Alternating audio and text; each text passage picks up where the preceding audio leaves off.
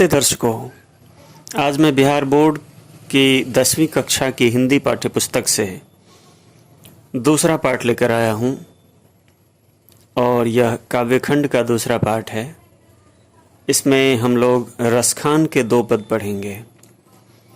रसखान के जीवन के संबंध में हमें सही जानकारी उपलब्ध नहीं है, लेकिन इनकी किताब प्रेम वाटिका से हमें यह पता चलता है कि ये दिल्ली के पठान राजवंश में पैदा हुए थे और जहांगीर के शासनकाल में इन्होंने अपनी रचनाएं की। रसखान की 2 किताबें हैं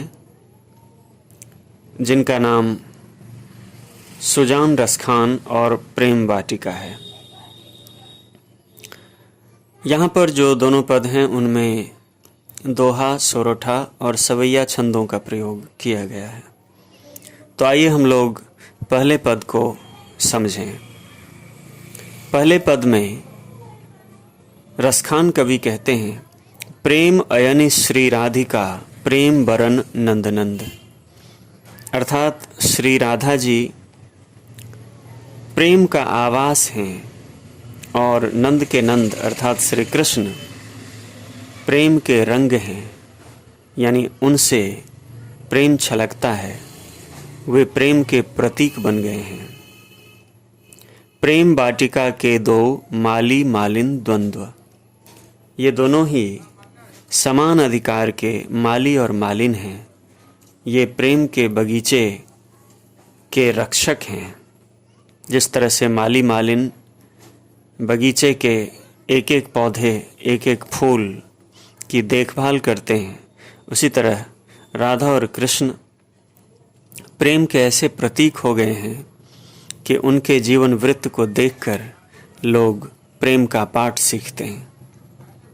मोहन छवि रसखान लखी अब दृग अपने नाही।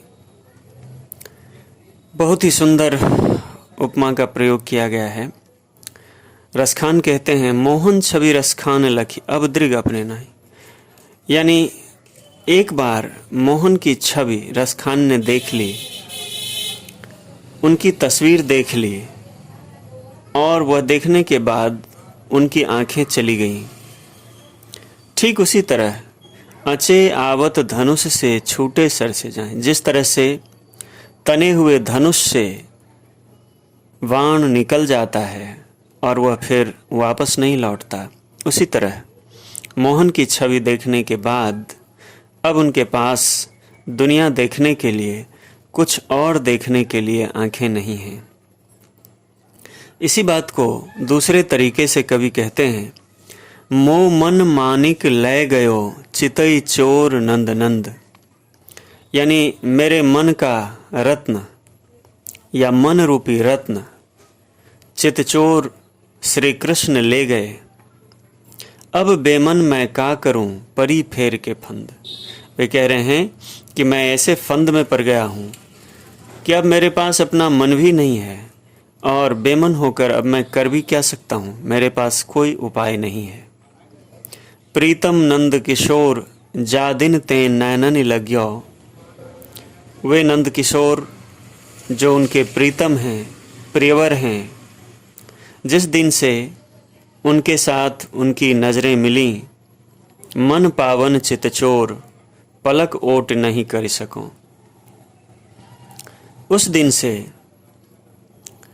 मन पावन चितचोर, मन में वही पावन चितचोर अर्थात श्री कृष्ण बैठे हैं, पलक ओट नहीं कर सकूं और अब पलक गिरा नहीं सके हैं कवि। निरंतर उन्हीं को अपने मन की आँखों से वे निहारते रहते हैं, देखते रहते हैं। तो यह पहला पद था और अब इसके दूसरे पद को लेते हैं। दूसरे पद में कवि कहते हैं, या लकुटी अरु कामरिया पर राज तिहूं पुर की तज डारों। या लकुटी अरु कामरिया, यानी लकुटी अर्थात छोटी सी लाठी और कंबल, जो दोनों चीज़ें श्री कृष्ण धारण किया करते थे।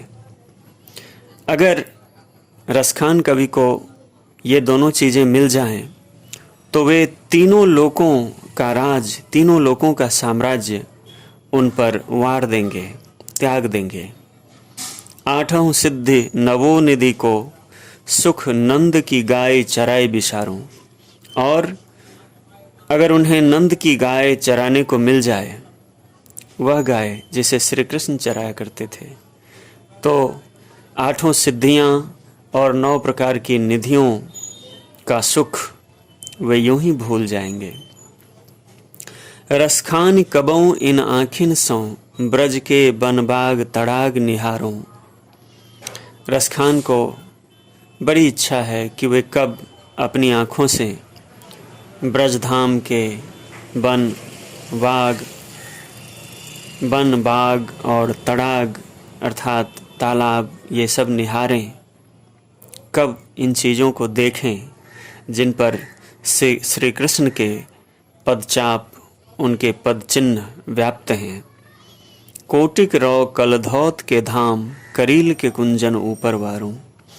और कवि बड़े विश्वासपूर्वक यह कह रहे हैं कि अगर उन्हें इंद्र के करोड़ों धाम मिल जाएं, तो वे उन करोड़ों धामों को, करोड़ों लोकों को वहाँ ब्रज के जंगल में, बागों में जो तीते फल वाले करील के पेड़ हैं, करील के बगीचे हैं, उनके ऊपर वार देंगे।